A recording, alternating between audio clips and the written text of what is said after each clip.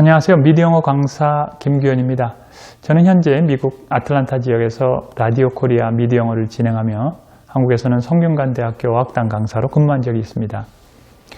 지금부터 말씀드릴 내용은 보잘것없는 저의 과거 이야기입니다. 1991년 3월 20대의 나이에 미국에 처음 와서 영어를 하기까지 마치 그 안개 속에서 어떻게 영어를 해야 할지 몰라 이 방법 저 방법 해보고 쓸데없이 시간 낭비도 해보고 하면서 시행착오를 겪으면서 그 중에서 효율적인 방법들을 정리한 일기 같은 이야기입니다. 이렇게 정리한 이유는요, 돌이켜 생각해보면 그때 당시에 누군가가 저에게 이런 시행착오는 하지 말라, 그리고 이런 실수는 하지 말라고, 이런 안개 속에서 아주 환한 불빛처럼 비춰주는 그런 사람이 한 명만 있었어도 저는 그렇게 고생하고 영어를 포기하려고 하고 그렇게 하지는 않았을 것 같다는 생각이 들더군요. 그래서 현재 영어를 잘하고 싶지만 어떻게 해야 할지 모르고 안개 속에 있는 것 같고 해도 안 늘고, 마치 예전에 저와 같은 경험을 하고 있는 분들을 위해서 저의 보잘것없는 과거 이야기지만 같이 나누고 그럼으로 인해서 그분들에게 아주 작은 등불 같은 그런 동영상이 됐으면 하는 마음에서 이 동영상을 제작하게 되었습니다. 아주 작은 동영상이지만요, 여러분들에게 혹시나 큰 도움이 됐으면 하는 기대도 물론 있습니다. 그럼 이 이야기 시작하겠습니다. 영어로 대화하기는 자전거 타기와 같은 기술이다. 1991년 3월 처음 미국 땅을 밟고 이후 미국에 살면서 말도 안 통하고 아무리 노력해도 영어가 안 돼 지쳐 포기할 즈음에 난 깨달았다. 영어는 머리로 하는 공부가 아니라 몸으로 연습, 연마하는 기술이라는 걸. 이제까지 내가 한국에서 한 수업 영어는 머리로만 하는 이론 교육이었다. 즉 학문이었다. 그리고 이것은 공부를 한다고 한다. 하지만 미국에서 필요한 영어로 듣고 말하기는 실천 교육이 필요했다. 즉 기술이었고 연마가 필요했다.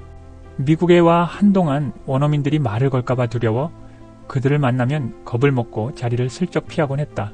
영어가 입 밖으로 나오지 않아서도 안 나서지만 일단 미국인들이 하는 말이 하나도 들리지 않았다. 한국에서 정상적으로 영어 교육을 받은 사람들도 원어민의 말은 안 들린다고 한다. 그 이유를 나는 원어민들의 발음이 우리가 교과서에서 배운 발음과 다르다는 것을 깨닫고 나서야 알게 되었다. 그런데 가만히 생각해보면 우리도 그들과 비슷하다.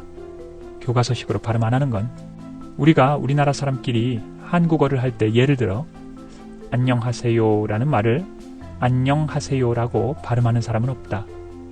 대부분의 경우 안녕하세요, 심지어는 안녕하세요 라고 한다. 이렇듯 우리도 교과서식으로 또박또박 발음하지 않는다. 실제로는 실제로, 그러니까는 내가 할게는 내가 할게, 어떻게는 어떻게, 그 예가 참 많다. 그러니 미국 원어민들이 한국 사람들처럼 자기들끼리 말할 때 마치 TV 아나운서처럼 또박또박 말할 리 만무하다. 우리가 아무리 아나운서 발음으로 영어의 달인이 되었다 해도 미국 현지 원어민의 발음을 혹은 미국 드라마를 알아듣지 못하는 이유가 있었던 거다.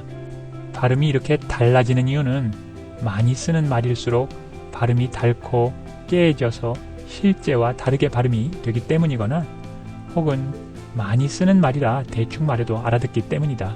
선천적 장애, 보수파 정치인, 이런 어려운 말을 안녕하세요처럼 흐릿하게 말하는 사람은 보질 못했다. 그런 것들은 미국인들도 교과서처럼 정확하게 말한다. 그런데 미국에 살면서 깨달은 바로는 이렇게 발음이 깨져 많이 쓰는 말들은 늘상 하는 말들로 수준이 어려운 말들이 아니다. 그리고 이것들은 숫자적으로 그리 많지도 않다. 연습하면 충분히 다 알아들을 수 있을 정도고 지긋지긋할 정도로 반복된다. 연습하고 익히면 편해질 수 있다는 말이다. 다시 말해 이것들은 공부가 아니라 자전거처럼 연습해서 기술로 습득하면 된다. 발음은 그렇다고 치고 말이 안 나오는 이유는 뭘까? 미국에 오면 그냥 저절로 영어가 되는 줄 알았는데, 그런데 생각해보면 자전거 날아왔다고 자전거 타보지도 않고 자전거의 달인이 될 수 있나? 미국에 처음 와서 얼마 지나 샌디에고 지역에서 제법 규모가 있는 미국 비디오 가게에 취업을 하게 되었다. 같이 근무하는 미국 종업원이 7명 정도였는데 모두 친절했다. 보통 근무는 2명 혹은 3명이 함께했다. 내가 말을 잘 못 알아듣고 잘 못해서 첫 2개월간 업무를 배우는데 그들이 많은 도움을 주었다. 그런데 생각하기도 싫은 끔찍한 문제가 발생되기 시작한 건 아침 시간으로 근무 시간을 배정받으며 가게를 혼자 보게 되면서부터였다. 대인기피증으로 고생한 6개월. 평일 아침에는 근무자가 나 혼자밖에 없었다. 평일 아침에 시간이 되는 사람이 나 혼자였던 게 불행의 시작이었다. 혼자 근무하면 제일 무서운 것이 무엇인지 다른 사람들은 아마 모를 거다. 그 끔찍한 아침부터 걸려오는 전화. 무슨 말인지 하나도 안 들린다. 손님이 전화를 해서 무슨 비디오 나왔냐고 묻는 것 같기도 하고, 비디오 공급업체에서 인보이스가 어쩌고 저쩌고 그래서 나보고 뭘 어쩌라는 건지, 나는 누구누군데 다음 달에 나오는 터미네이터2 비디오를 어떻게 해달라고 한다. 헐, 뭘 해달라는 거지?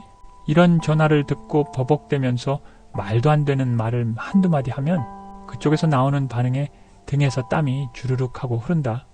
두려운 것은 전화뿐만이 아니었다. 혼자 있을 때 들어오는 손님도 두려워지기 시작했다. 그냥 비디오만 빌려가면 되는데 아침이라 다른 손님들도 없고 한가하니 이런저런 대화를 하고 싶어하는 손님들이 있었다. 가게에 틀어놓은 영화를 보고 가끔 저 영화 재밌느냐, 저 영화 내용이 뭐냐고 묻는 사람들이 있었다. 하루 종일 틀어놓는 영화 내용을 모른다고 할 수도 없고, 더듬더듬 말도 안 되는 한두 문장을 말하면 고맙게도 이내 잘 알겠다고들 한다. 하지만 그 손님들의 얼굴은 어색함으로 가득 차 있다. 이러한 문제를 가지고 무엇라고 불평을 늘어놓는 손님들은 없다. 하지만 자존심이 많이 상한다. 이런 일들이 겹치면서 대인기피증이 생기기 시작했다. 일종의 공황장애였다. 비디오 가게 근무 시간이 끝나면 불이 나게 집으로 돌아와서 절대 밖으로 나오지 않았다. 자존심이 너무 상하고 내가 왜 미국에 왔는지 후회가 되었다. 이 상황을 벗어나고 싶었지만 어디서부터 어떻게 시작해야 할지 막막했다. 이런 상태로는 미국에 사는 것이 불가능할 것 같았다. 그래도 내가 한국에서 학교 다닐 땐 영어 성적이 괜찮았는데 매일 집에만 틀어박혀 있는 나로서는 케이블 TV에 나오는 맥가이버를 보는 것이 유일한 낙이었다. 비록 TV 하단에 나오는 캡션을 보면서 내용을 이해했지만 그나마도 처음에는 너무 빨리 지나가는 캡션에 속도를 맞추기가 쉽지 않았다.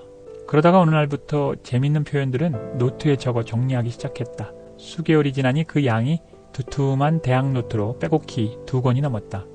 그 중에서 의미를 정확하게 파악하기 어려운 표현들은 비디오 가게 동료들에게 물어보기도 하면서 정리를 했다. 그렇게 공부하니 너무너무 재미있었다. 이렇게만 꾸준히 하면 실력이 늘어 미국인들과 대화하는데 문제가 없을 것 같았다. 하루에 노트 정리에만 2-3시간을 매달렸다. 너무너무 재미있어 시간 가는 줄 몰랐다. 이렇게 정말 열심히 공부했다. 하지만 몇 달이 지나도 내 영어 실력은 눈꼽만큼도 늘지 않았다. 그래서 포기하기도 하고 또 달리 이것 이외에 방법이 없는 것 같아 다시 시작하고를 반복했다. 그러면서 실력은 늘지 않고 시간만 지나갔다. 정리해가는 노트의 양은 점점 많아지고 새로운 표현을 배우는 재미는 솔솔 넘치는데 왜 듣고 말하는 실력은 제자리 걸음이지? 난 왜 자신감조차 안 생길까? 동갑내기 한국인 친구 장혁이를 만났다. 동네 유일한 동갑내기 한국인 친구. 중학교 때 미국에 이민을 와서 영어를 잘한다. 부럽다.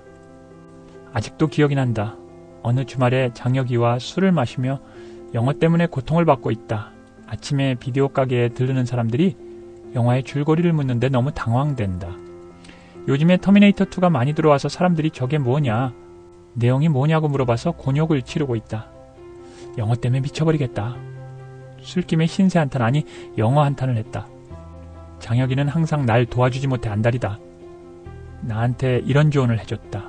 사람들이 잘 물어보는 비디오 몇 개를 골라서 그것들에 대한 내용을 몇 줄씩 글로 적어 말을 연습해보라고 한다. 콩글리시라도 좋으니 일단 내용을 몇 줄로 요약해보라고 말이다.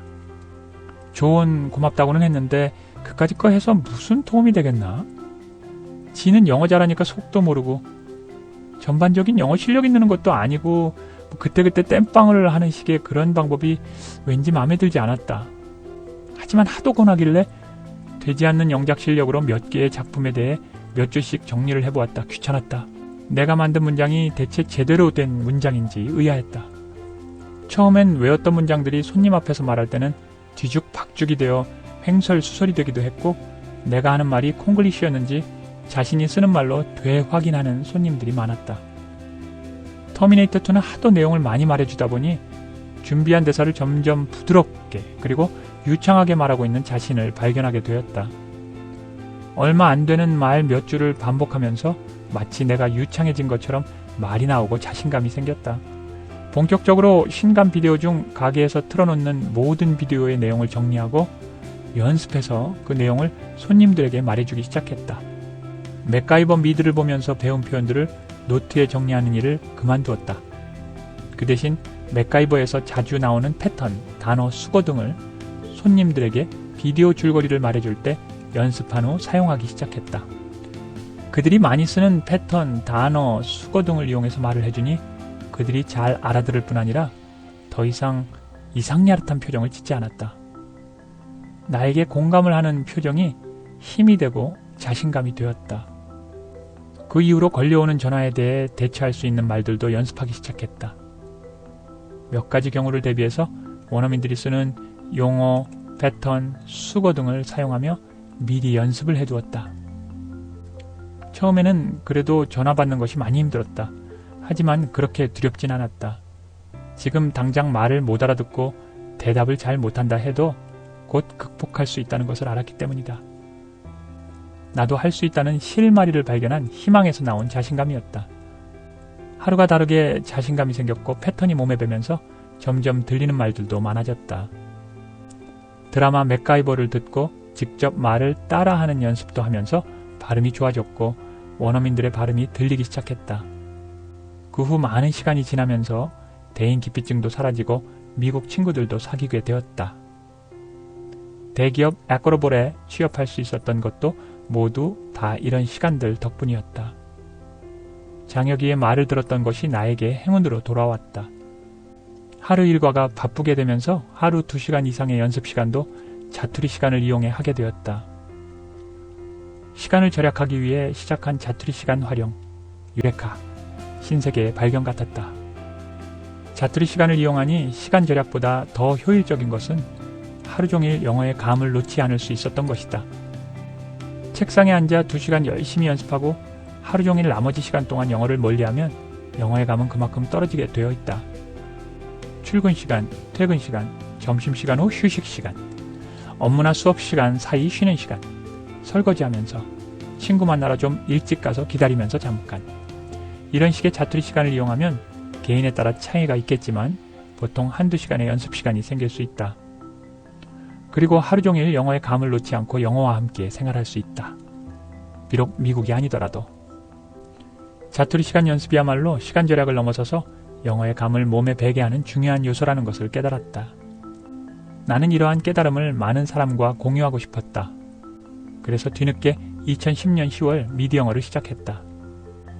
미디 영어를 수강하고 있는 회원들의 수강 후기를 읽고 있노라면 많은 분들이 나와 같은 경험을 하면서 내가 느꼈던 기분을 느끼며 발전하고 있는 것이 흐뭇하다. 더욱 많은 사람들과 공유하고 싶지만 아직도 망설이고 있는 분들에게 이렇게 말하고 싶다. 말 한마디 못했던 내가 할 수 있었다면 당신도 할 수 있습니다. 라고. 수영을 잘하는 사람이 부러우면 그까짓 건 나도 배우지 뭐 하면서 그냥 수영을 배우고 연습한다. 수영은 기술이니까. 그래서 누구나 할 수 있으니까. 영어도 마찬가지란 걸 깨닫기까지 나는 많은 시간을 낭비했다. 아직도 과거의 나처럼 깨닫지 못한 사람들이 주위에 많다. 그런 사람들에게 나는 내 이야기를 들려주고 내 친구 장혁이처럼 당신 인생의 전환점이 되어드리겠다고 말하고 싶다. 그때 장혁이의 말을 듣지 않았다면 나는 아직도 먼 길을 돌아오고 있을 거라고.